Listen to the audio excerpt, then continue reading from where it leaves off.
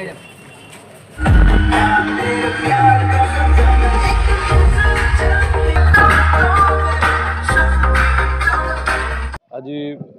बड़ सौभाग्यर कथा जे आम अंचल को आम प्रिय पंचायत राज आरडी और ड्रिंकिंग वाटर मिनिस्टर आसछन्ती।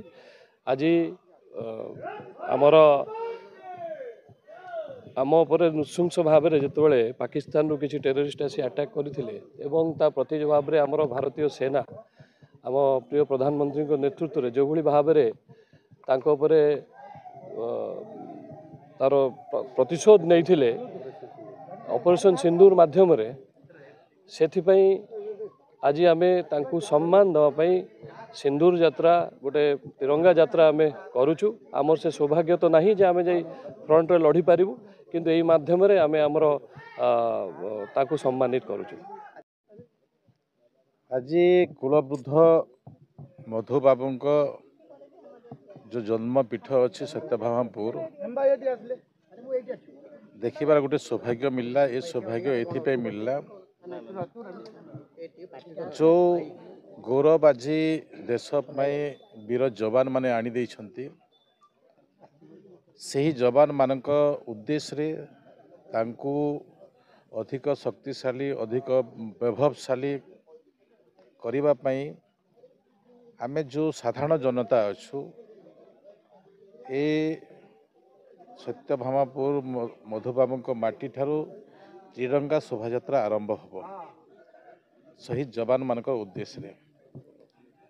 मोर सौभाग्य जे एठिकार जो जनसाधारण सहित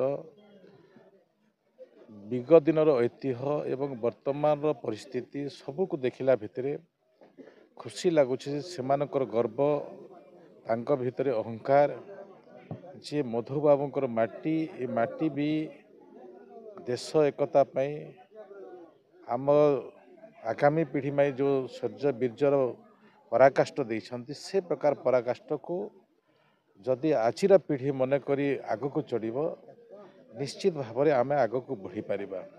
से उद्देश्य रे मधुबाबूर सबुठारु बड़ कथा है ओडिशा को एकत्रीकरण करथिले ओडिशा प्रदेश गठन करथिले एवं प्रदेश गठन करला भितर 2036 मसीह आम 100 वर्ष पूर्ति पालन करूँ।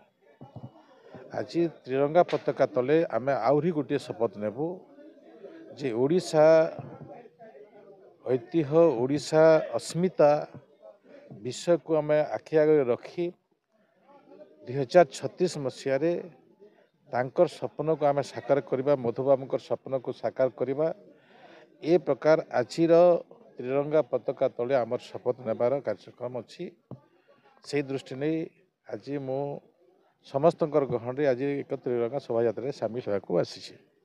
जदि आम भिडियोटी आपंक भल लगिला तेबे लाइक शेयर सब्सक्राइब फॉलो करने भूलु नहीं। नमस्कार।